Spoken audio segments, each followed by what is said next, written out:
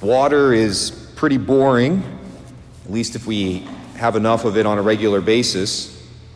For the people that don't have water, though, it is very much appreciated. But again, for us, water gets pretty boring pretty quickly.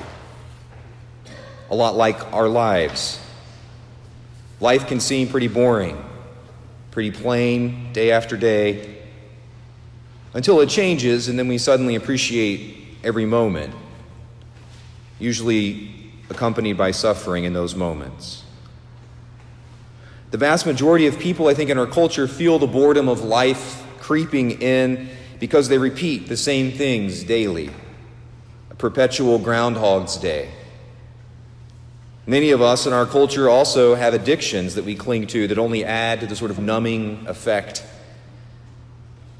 I think many people want to break free from that. I've never met an addict that didn't want, on some level, to break free from their addiction to shopping or food or alcohol or drugs or whatever it might be, their phones. Many of you want to break free. I want to break free from the things that I cling to. I want my life to be transformed from water into wine. Something life-giving, enjoyable. The only way through that transformation, though, is through self-denial. I think if you talk about self-denial, denying yourself things, penance, fasting, abstaining, if you talk about those things, sometimes people get afraid.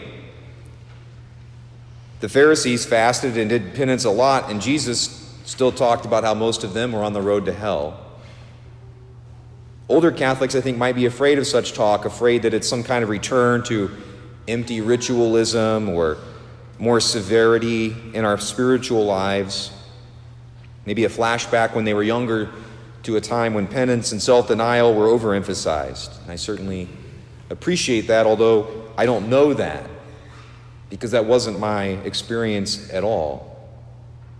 I grew up in a great Catholic parish, went to a great Catholic high school, had a great Catholic education, 6 years in the seminary, and throughout that entire time, I heard almost nothing about self-denial and about fasting and penance.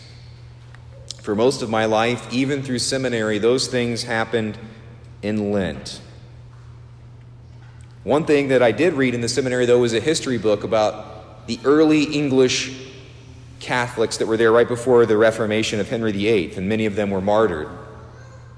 And it was about how the Catholics would fast in that culture for about 140 days a year, including all 40 weekdays of Lent. And before most of the major feast days that they celebrated, they would take a day to fast. And that was my first encounter with anything like that. And I was inspired by that, and I looked up to those people, my ancestors, our ancestors in the faith. Again, because my experience with fasting and penance and self-denial and abstaining from things was so limited.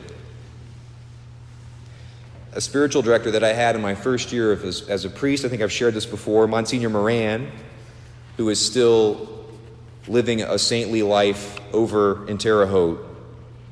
Monsignor Moran early on asked me what I knew about fasting, and I did not like where that question was going. He invited me to fast on bread and water on Wednesdays and Fridays, and I did that, and it became a time of monumental spiritual growth for me. Jesus said that certain spiritual battles are only won through prayer and fasting. I'm no expert on Marian apparitions. I think sometimes people get too caught up in them, even the ones that the church has approved. But the times that I've looked at them, most of what the Blessed Mother is saying in those church-approved apparitions is a begging of all Catholics to do penance. Penance for ourselves, and also penance for those who don't think or know to do penance for them. We can suffer for others, and we can suffer for our own purification as well. Our Lady, who, like in the Gospel today, helps invite her Son to work his first public miracle, right? Our Lady, who always points to her Son and tells us today and always, do whatever he tells you. And one of the things that he tells us is that we must take up our cross, deny ourselves, and follow him. Deny ourselves. He didn't just say during Lent. Every single moment of our lives is precious. Ask anyone who has a terminal illness or loves someone who has a terminal illness. If we think of each day of our lives as being about as interesting as water, please know Christ wants to transform you and I. And a very tried and true method of transformation and freedom from addictions and attachments and a path to a deeper relationship with Jesus Christ is through denying ourselves. It can be little things that no one will ever notice. It can be bigger things like not eating much for a day, abstaining from meat, not using social media for a day, whatever it might be, big or small. Is it hard? Yes. But Jesus said that those who are rich, like you and I, will have a harder time getting to heaven than a camel trying to pass through the eye of a needle. Why will we have a hard time? Because denying ourselves when we have so much is hard. There is a program that I've been sharing a little bit about, social media and so forth. It was designed by a priest for seminarians when he saw that they had many addictions, even as seminarians, that they were battling.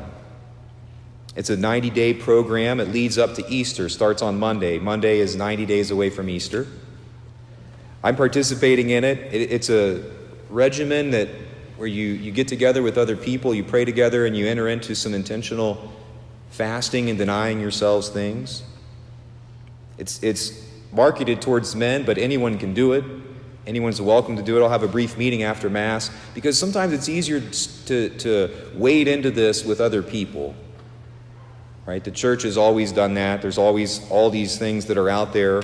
There's a lot of things in the past and in our own day. We do it together. We do these self-denials together.